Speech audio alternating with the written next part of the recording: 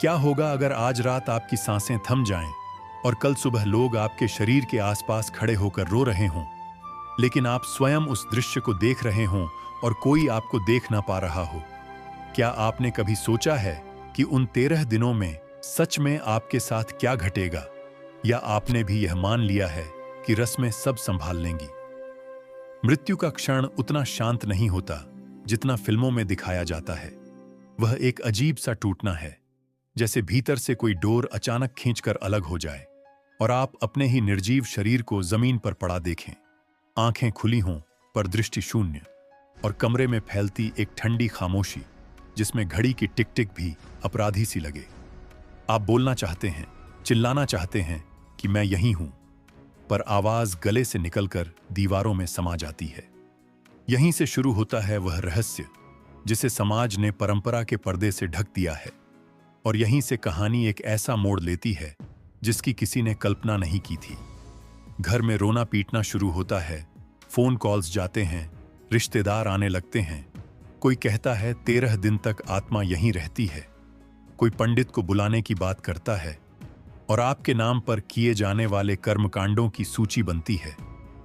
आपकी तस्वीर पर माला चढ़ाई जाती है, धूप पत्ती की गंध पूरे कमरे में फैल जाती है, और आप कोने में खड़े यह सब देख रहे होते हैं, एक अनजानी उलझन में कि क्या यही वह सहारा है जिसकी आपको जरूरत थी। लेकिन सबसे खौफनाक सच तो अभी सामने आना बाकी था। आत्मा शरीर से मुक्त होकर हल्की नहीं होती, वह अपने कर्मों के भार से बोझिल होती है। यही विचार बार बार सत्संगों में समझाया गया कि मृत्यु अंत नहीं, हिसाब की शुरुआत है। संत रामपाल जी महाराज के प्रवचनों में यह स्पष्ट कहा गया है कि कर्मकांड मोक्ष का मार्ग नहीं, बल्कि जीते जी की गई सच्ची सद्भक्ति और तत्वज्ञान ही आत्मा को वास्तविक मुक्ति दे सकता है। पर जब तक जीवन था तब तक आपने कितनी बार यह सोचकर टाल दिया कि अभी समय है, अभी व्यापार संभालना है, अभी बच्चों का भविष्य बनाना है, अभी घर की किस्तें भरनी हैं, भक्ति बुढ़ापे में कर लेंगे। और अब जब शरीर छूट चुका है तब समय नाम की संपत्ति आपके हाथ से रेत की तरह फिसल चुकी है। आप देखते हैं कि घर में लोग आपके गुण गा रहे हैं, पर उसी भीड़ में कुछ चेहरे ऐसे भी हैं जो संपत्ति की चर्चा में व्यस्त हैं। कोई कह रहा है बैंक खाते का क्या होगा, कोई कागजात ढूंढ रहा है, और आपको पहली बार एहसास होता है कि जिस दुनिया के लिए आपने सच को टाला वह दुनिया आपकी अनुपस्थिति में भी चल रही है। यहां से कहानी और गहरी हो जाती है। आत्मा को एक सूक्ष्म खिंचाव महसूस होता है, जैसे कोई अदृश्य शक्ति उसे एक अंधेरे मार्ग की ओर ले जा रही हो, जहां न रोशनी स्पष्ट है न दिशा, सिर्फ एक अनजाना डर है। वहां कोई रिश्वत नहीं चलती, कोई पहचान काम नहीं आती, कोई सामाजिक प्रतिष्ठा साथ नहीं जाती, केवल कर्म साथ चलते हैं। आपके सामने दृश्य उभरने लगते हैं। वह दिन जब आपने किसी गरीब का हक मारा, वह क्षण जब माता पिता की सेवा को बोझ समझा, वह रात जब आपने गलत कमाई को सफलता कहा, वह सुबह जब भक्ति के लिए उठना था पर आपने अलार्म बंद कर दिया। आप घबराकर कहते हैं कि मेरे लिए तो 13वीं हो रही है, मंत्र पढ़े जा रहे हैं, दान दिया जा रहा है, क्या उससे मुझे राहत नहीं मिलेगी? तभी भीतर से एक ठंडी निष्पक्ष आवाज गूंजती है, जीते जी जो नहीं बदला उसे मृत शरीर के पास बैठकर कोई नहीं बदल सकता। लेकिन यहां से कहानी एक और भयावह मोड़ लेती है। आत्मा को यह भी महसूस होता है कि 13 दिन का रहस्य प्रतीक्षा से ज्यादा एक दर्पण है। इन दिनों में वह अपने जीवन को दोबारा देखती है, जैसे किसी कठोर न्यायालय में साक्ष्य चल रहे हों।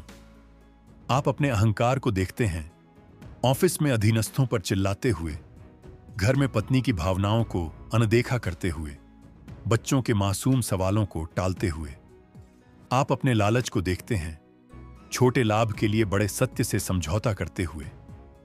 आप अपनी समय की बर्बादी को देखते हैं, घंटों स्क्रीन पर बिताते हुए पर 2 मिनट आत्मचिंतन के लिए न निकालते हुए। और तभी सच और झूठ के बीच संवाद शुरू होता है। झूठ कहता है कि रस्में काफी हैं, समाज ने जो ढांचा बना दिया है उसी में चलो, सवाल मत पूछो वरना असुविधा होगी। सच शांत स्वर में उत्तर देता है कि असुविधा से बचने के लिए जो अज्ञान चुना गया वही अब पीड़ा बनकर सामने है।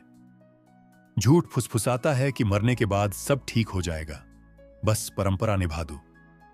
सच कठोरता से कहता है कि मरने के बाद केवल परिणाम मिलता है, सुधार का अवसर नहीं।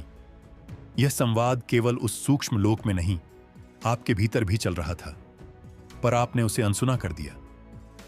13 दिन बीतते हैं, घर में आखिरी हवन होता है, लोग भोजन करते हैं, सांत्वना के शब्द बोले जाते हैं, और फिर धीरे धीरे सब अपने जीवन में लौट जाते हैं।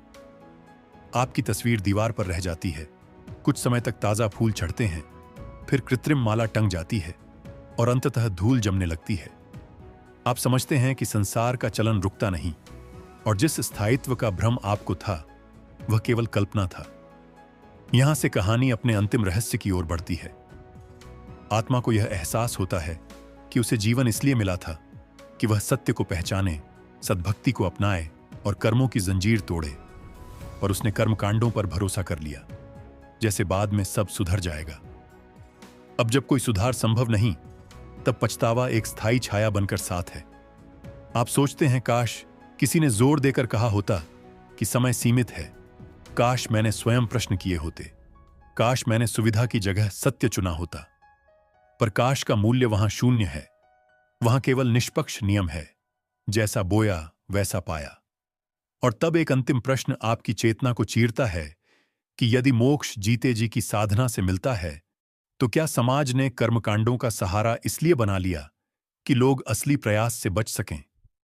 क्या 13 दिन का शोक वास्तव में आत्मा के लिए है या जीवितों की सांत्वना के लिए? यदि आत्मा को वही मिलता है जो उसने कमाया, तो क्या हम अपनी पूरी जिंदगी एक ऐसे भरोसे पर नहीं जी रहे कि अंत में कोई और हमारे लिए सब ठीक कर देगा? जब यह प्रश्न उठता है, तब अंधेरा और गहरा हो जाता है, क्योंकि उत्तर बाहर नहीं, भीतर छिपा है। और अब जब आप यह कथा सुन रहे हैं, जब आपकी सांसें चल रही हैं, जब निर्णय लेने की क्षमता अभी भी आपके पास है, तो शायद सबसे भयावह संभावना यह नहीं कि मृत्यु आएगी, बल्कि यह कि मृत्यु से पहले भी हम सत्य से अनजान रह सकते हैं।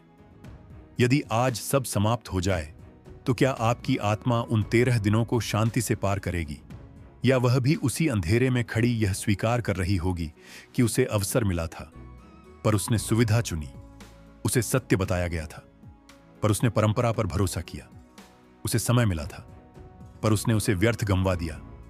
और तब उस सूक्ष्म खामोशी में, जब कोई मंत्र, कोई दान, कोई सामाजिक प्रतिष्ठा साथ नहीं होगी, केवल एक सवाल गूंजेगा कि क्या सच में कर्मकांडों से मोक्ष मिलता है, या हमने स्वयं को एक मीठे भ्रम में सुला रखा था? ऐसे ही रहस्य जानने के लिए अभी चैनल को सब्सक्राइब कर दो।